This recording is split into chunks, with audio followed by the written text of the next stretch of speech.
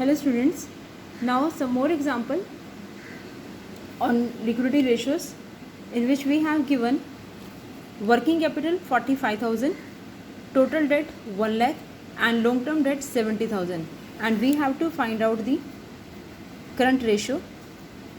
So how to calculate the current ratio? And we know very well current ratio means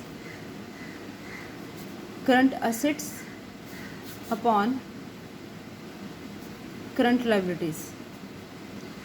So first of all we have to find out the current assets and current liabilities to find out the current ratio. And in the question we have given working capital 45,000, total debt 1 lakh and long term debt 70,000. And we know very well total debt means long term debts plus current liabilities. तो total date आपको given है 1 लाख के, long term debts आपके पास given है 70,000 के. Now here we can find out the current liabilities. So current liability is 1 lakh minus 70,000, that is 30,000 का current liabilities आपके पास आ गया. ठीक है. इसके बाद आपको गिवन था working capital, and working capital का फॉर्मूला आपके पास है current assets minus current liabilities. Working capital आपको गिवन है 45,000 की. You have to calculate the current assets and current liabilities 30,000. So current assets आपके पास आ जाएंगे 45,000 प्लस 30,000, दैट इज़ 75,000. ठीक है. सो आपने करंट एसेट्स फाइंड आउट किए 75,000 के और करंट लाइबिलिटीज़ आपने फाइंड आउट की है 30,000 की. So current ratio is current assets upon current liabilities. Current assets आपके पास आए 75,000 के और करंट लाइबिलिटीज़ आपके पास आई 30,000 की. तो यहाँ से आपके पास करंट रेशियो आ रही है 2.5:1, which is the satisfactory ratio. As the ideal current ratio is 2:1. Now the ratio is more than that, so it means कि current ratio is satisfactory. Then the next example we have in which we have given current liabilities 3,50,000, current ratio 3:1, asset test ratio 1.75:1, and you have to find out the current assets, liquid assets and inventories. So first आपके पास formula है current assets का, current assets upon current liabilities. Current ratio आपको given है 3:1. Current assets and current liabilities आपके पास है 3,50,000 की. तो करंट एसेट्स आपके पास आ जाएंगे 3,50,000 मल्टीप्लाई 3, और यहाँ से आपके पास करंट एसेट्स आ गए 10,50,000 के. ये आपके करंट एसेट्स आ गए. इसी तरीके से आपको फाइंड आउट करनी है लिक्विडिटी रेशियो का फॉर्मूला आपके पास है liquid assets upon current liabilities. अब आपकी जो लिक्विड रेशियो है वो आपको गिवन है 1.75:1. लिक्विड एसेट्स आपको फाइंड आउट करने हैं और करंट लाइबिलिटीज़ आपको गिवन है 3,50,000 की. तो यहाँ से आपके पास लिक्विड एसेट्स आ जाएंगे 3,50,000 मल्टीप्लाई 1.75, विच इज़ 6,12,500. ठीक है. तो ये आपके पास लिक्विड एसेट्स आ गए और ये आपके पास आ गए करंट एसेट्स. अब आपको फाइंड आउट करनी है third, that is inventory.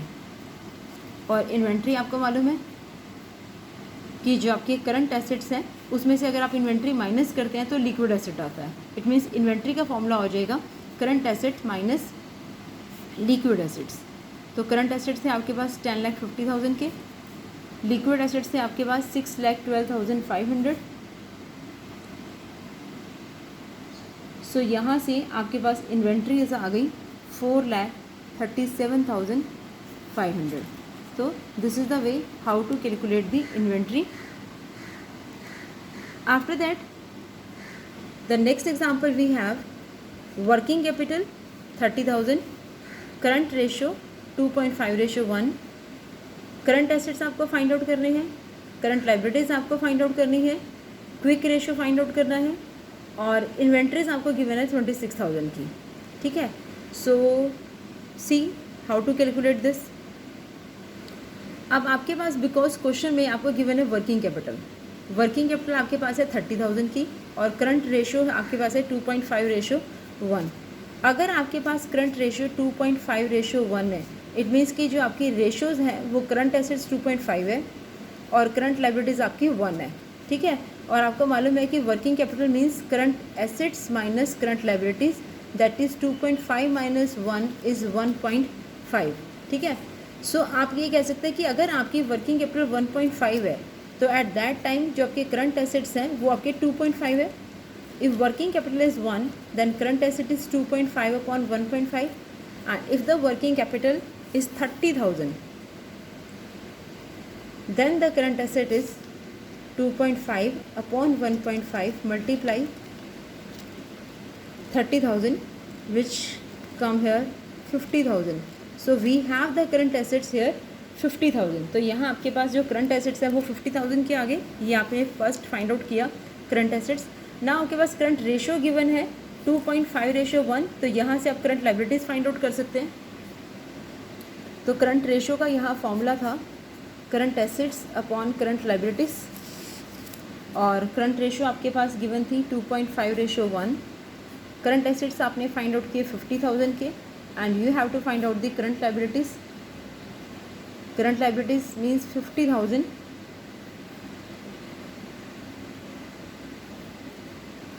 Divided by 2.5, तो यहाँ से आपके पास करंट लाइबिलिटीज़ आ जाएंगी 20,000 की। After that we have to find out the quick ratio. Quick ratio के लिए आपको फाइंड आउट करने हैं liquid assets upon current liabilities, और लिक्विड एसेट आपको मालूम है करंट एसेट्स माइनस इन्वेंट्रीज और प्रीपेड एक्सपेंसेस। तो करंट एसेट्स जो आपने फाइंड आउट किए थे वो थे आपके पास 50,000 के और इन्वेंट्रीज आपको गिवन है 26,000 की, तो जिससे आपके पास लिक्विड एसेट्स आ गए 24,000 के और आपका क्विक रेशियो आ जाएगा 24,000 अपॉन करंट लाइबिलिटीज़ जो आपने अभी फाइंड आउट की थी 20,000 की। So here we have 1.2:1 which is again satisfactory. Liquid ratio is there because as our ideal quick ratio is 1:1 and now the firm has quick ratio is 1.2:1, that is satisfactory ratio. So this is the way how to calculate the current ratios in the different way. Now one more question is there. Here we have the current ratio 3.5:1 and quick ratio is 2:1 and inventory is 24,000. You have to calculate the total current assets and the total current liabilities. अब देखो आपके पास total current assets आपके पास current ratio आपके पास given है 3.5, इसमें का मतलब 3.5 आपके पास करंट एसेट्स हैं। क्विक रेशियो आपको दे रखी है 2:1, यानी कि आपकी जो लिक्विड एसेट्स हैं वो आपके पास दे रखी है 2, ठीक है। और आपको मालूम है इन्वेंट्री जो है, आप जब इन्वेंट्री फाइंड आउट करते हैं तो इन्वेंट्री का फॉर्मूला है liquid assets minus current assets minus liquid assets, clear. तो आप जब अब इन्वेंट्री फाइंड आउट करें तो यहाँ से आपके पास आता है current assets minus liquid assets. Inventory आपके पास है, करंट एसेट्स आपके पास है 3.5, लिक्विड एसेट्स आपके पास हैं 2, इसका मतलब इन्वेंट्री आपके पास हो गई 1.5, क्लियर। तो अगर आपके पास इन्वेंट्री फाइंड आउट करने